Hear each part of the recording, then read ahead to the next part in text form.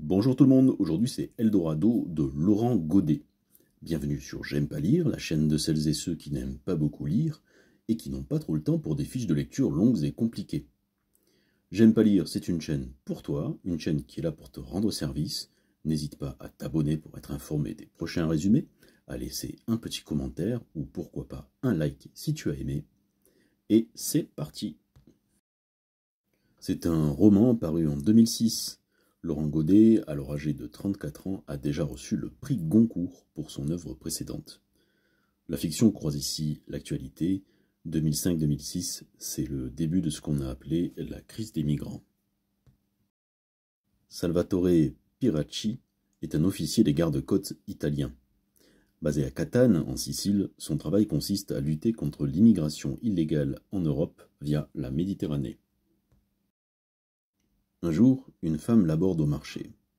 C'est une migrante qui l'a secourue quelque temps auparavant. Elle lui raconte alors sa terrible histoire. Une migration tragique où les passeurs ont abusé de sa crédulité et ont entraîné la mort de son bébé. Elle l'implore de lui confier une arme afin qu'elle retourne en Libye abattre les responsables de son malheur.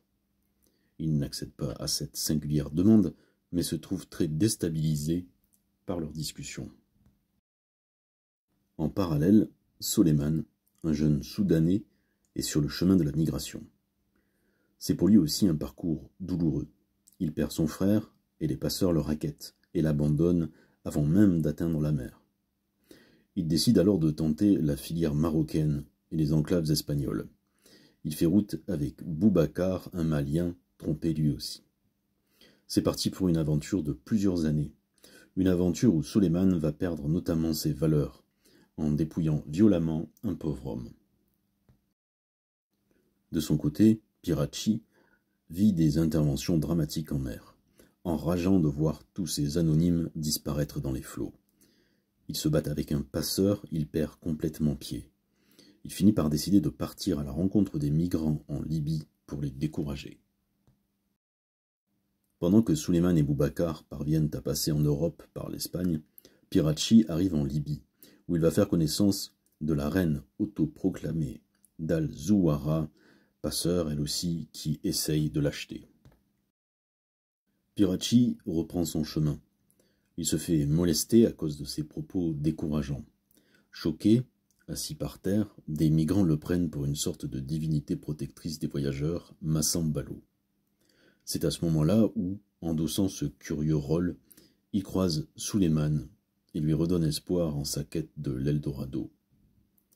Piracci Massambalo est enfin une personne positive. Il porte bonheur pour la première fois de sa vie. Il est heureux. Pris dans ses pensées, errant dans la rue, il est percuté par un camion et meurt dans ce rôle si inattendu. Tragédie en fiction, mais aussi reflet à peine romancé d'une tragédie bien réelle, Eldorado est le roman de l'interrogation. Interrogation sur le rôle des Européens dans la crise migratoire.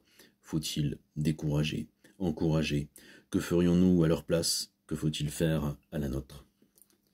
Voilà encore un résumé passé à la vitesse de l'éclair. J'espère que ça t'a plu et que surtout ça t'a rendu service. J'aime pas lire, c'est la chaîne qui n'essaie pas de te retenir bêtement. J'aime pas lire, c'est une chaîne qui sort de l'ordinaire, c'est une chaîne pour toi, à toi aussi de la faire vivre, de la faire exister. Pour cela, rien de plus simple, abonne-toi, like, commente, conseille-la à tes amis. Voilà, et moi je te dis à bientôt.